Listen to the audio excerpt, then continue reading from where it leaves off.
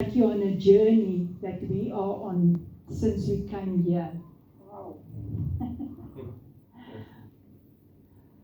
Yahweh sees each one of us as he sees Joshua, his son. There's no difference between us and Joshua in his sight. He loves us the same that he loves his son. You are not, you are his beloved. So he wants to lock us into the fullest affection of his heart. Sure. And using that tremendous power that he has to grant us to everything that we may ever need to conquer in this life. And Yahweh said, I give you permission. Each one of us, he give us permission while you are here in this world to convert every problem that you may have to a possibility. And he gives us the exact promises for each possibility. But we must have an ear for his voice. What we are learning from the ascended lifestyle is to partner with the Spirit so that we cultivate an elevated consciousness in the presence of God that takes us into a place of majesty where we abide. Yes. It blessed me so when you said to Dion, he loves to be always in the presence. Loves, and that is where we all have to be. That is where we all called to be. Come on. Yes. What does it mean in all of our circumstances to have an elevated presence of God within us? We have encounters that empowers us that we can enter into any circumstance because we realize we are citizens of heaven. No circumstance will make us fearful because we are citizens of heaven. We live on earth, yes, but we are not subject to the world around us, to the natural realm. Why? Because we have learned now to partner with the kingdom which is within us into an elevated lifestyle that causes us to rise above all circumstances, that gives us a better perspective, a better way of thinking, and a language that enables us to pray and to access the favor of God in a way that causes all of our circumstances to work for us and not against us. Yes. Yeah. So every setup in life is actually a divine setup. Yes. For you to level up in life, to go higher, to be more perfected in life, in love. That is only in that love that you can pour that burning coals on your enemy's head, because by your love. So I have learned this health concern of me, our every issue or setback is designed to lift you up and to help you. And we help each other by cheering us, to cheering us on, and we love each other. So we are always there to encourage one another. You see, the world locks us unto our difficulties and our chaos, because the world wants to condition us that everything we go through is hard. Come on. Yeah. But life is not tough for Yahweh. Our circumstances is not much of a challenge for him. We only have to open up our hearts to him to build a relationship of trust.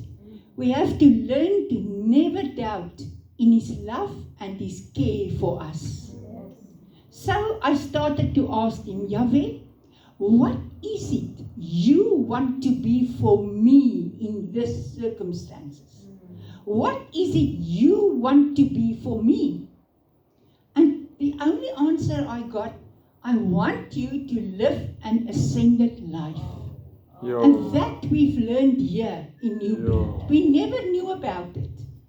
And that is, we are so grateful because that enriched our life in such a great manner. There is some brilliant keys to learn from an ascended life. In ascension, we partner with Yahweh, and before we know it, we have this elevated consciousness in the presence of Yahweh that takes us into a place of majesty where we abide. In His presence, we have encounters that empowers us that we can enter into any circumstance because we realize, that we are conquerors. We are victorious in Him, in God, because we do not live to this subject to this natural world and what the people say. And as Sharon said now, the ministry of exposing others. No, never. Because we have learned to partner with the kingdom within us in an elevated lifestyle that causes us to rise above every situation or circumstance. Then we have a better perspective, a better way of thinking, and we have now a language that enables us to have favor with Yahweh, because the Holy Spirit teaches you even to pray. He teaches you even what to say. I always said, Lord, I give you my tongue. Take my tongue, make it yours. That the words I say will bring glory to your name, will uplift it and elevate the people around me. That the words I say will bring healing, bring forgiveness, will bring power, will bring peace in every situation. So what happened a while back in my life is some of my friends, when I shared with him ascension and the seven spirits of God, they accused me of not walking in the spirit anymore because they said I'm deceived and I'm in a cult.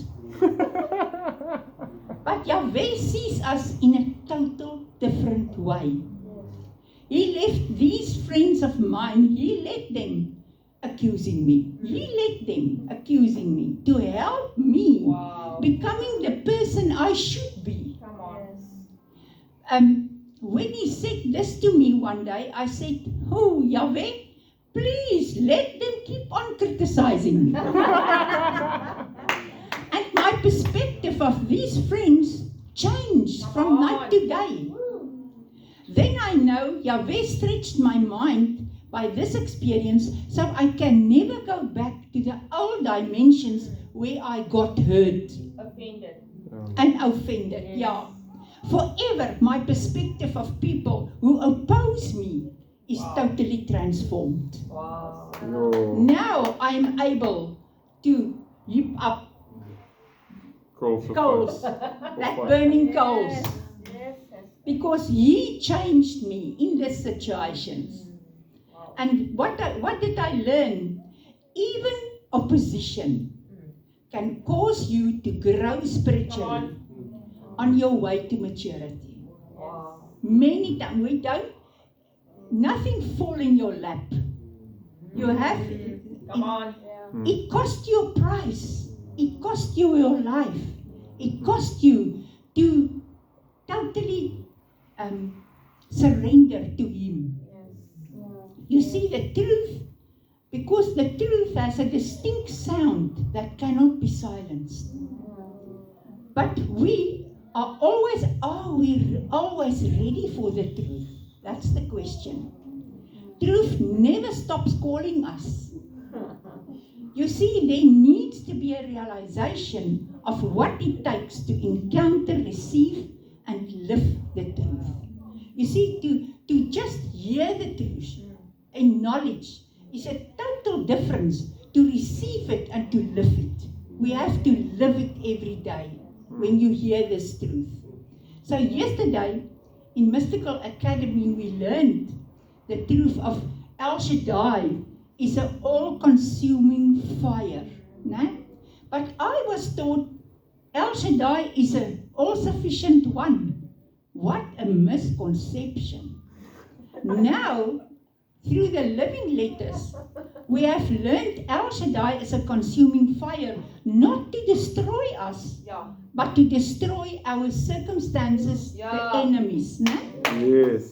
To destroy the sicknesses, to destroy the things that keep us back. That means we do not have to fight. He fights for us. Always. One day I read Psalm 68 and it says, when God arises, his enemies scattered. And I said, Lord, how do I get you to stand up that my enemies can scatter? He said to me, sit down on your chair and rest, because I fight for you when you are in rest. That's the Shem. That's El Shaddai. Yeah. So a consuming fire is much needed in our lives, because it is only that fire that burns up all that chaff in our lives, that fleshly things, to bring us back to righteousness. But because Yahweh wants us to live a fruitful life. And this calls us to live in a place of consistently with the empowering presence of the Holy Spirit. We must always be so aware of His presence within us. When we walk into a room, it is not us walking in, it is Christ walking in. When we say something, it is not me talking, it is Him that changed the atmosphere. His presence in me. And people have to recognize, as Sharon said, the fire is in you. And that fire, that must draw people. That people see, listen, here is something I haven't got in my life and I desire it. And Yahweh celebrates our perfection. At the time we experience the consuming fire of God, we do not appreciate it. Because Joshua said, you see, He is the one, we follow Him, and we are one with Him. And He said, I am the way, I am the truth, and I am the life. No? And in the I amness is mirrored in us. And now, we are the way, we are the truth, and we are the life. See, so we speak the truth, we speak life, we are the way that we show people to walk on. And every single person who is brought face to face with Yahweh, entirely because of Joshua's doing. Because He made the way for us. So speaking the truth in love is our only option. Because truth gives integrity to love. And love gives attraction to truth. Amen.